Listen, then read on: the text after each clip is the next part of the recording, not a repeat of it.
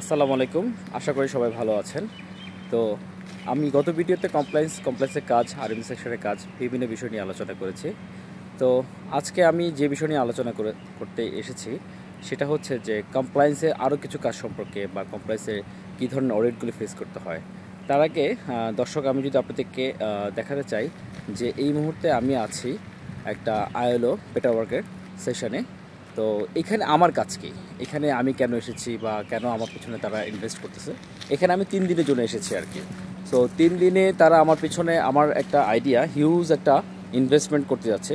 তবে এই ইনভেস্টমেন্টটা কিন্তু তাদের নিজস্ব পকেট থেকে যদি আমরা বলে থাকি তাদের থেকে দিচ্ছে না, এটা ডেফিনেটলি ফ্যাক্টরি ম্যানেজমেন্ট থেকে তারা ইয়ারলি একটা চার্জ নিয়ে নিয়েছে যে এই ব্যাপারে এই ট্রেনিংগুলো আমরা করাবো, এই সেশনগুলি করাবো, সেই জন্য আপনাকে ইয়ারলি, যেমন আমার ফ্যাক্টরি থেকে 4.5 লাখ টাকার উপরে আমরা চার্জ পে করেছি। তো এখানে কাজ কি বা কমপ্লায়েন্সের এখানে কী কাজ থাকতে পারে? তো অ্যাকচুয়ালি কমপ্লায়েন্সের এখানে কাজে যদি আমি বলে থাকি যে আমরা কমপ্লায়েন্সে যারা কাজ করি তারা অডিট ফেস করি ডেফিনেটলি।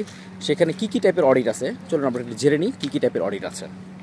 কমপ্লায়েন্সে আমরা যদি বলি, আমরা কোড অফ কন্ডাক্ট যে সিওসি অডিটগুলি করে থাকি, তাছাড়া সার্টিফিকেশন অডিট আছে। সার্টিফিকেশন অডিট যেমন আমরা র্যাপের অডিট যদি করে থাকি বা স্ক্যান অডিট করে থাকি, বিভিন্ন কিছু অডিট করে থাকতেছি।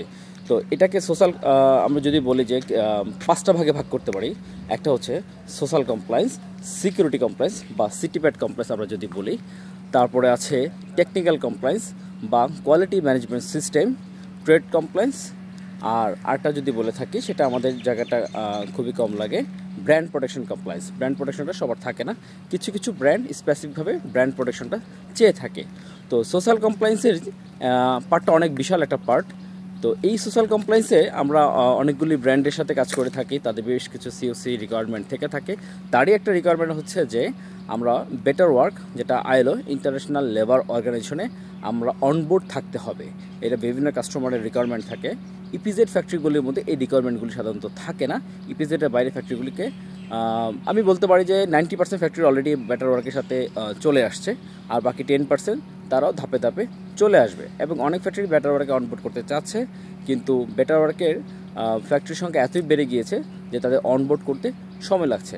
তারা ওয়ার্কার রাইটস, ওয়েজ, বেনিফিটস এবং ফিমেল এম্পাওয়ারমেন্ট, এই সমস্ত বিষয়গুলি স্পেশালি কাজ করে থাকে।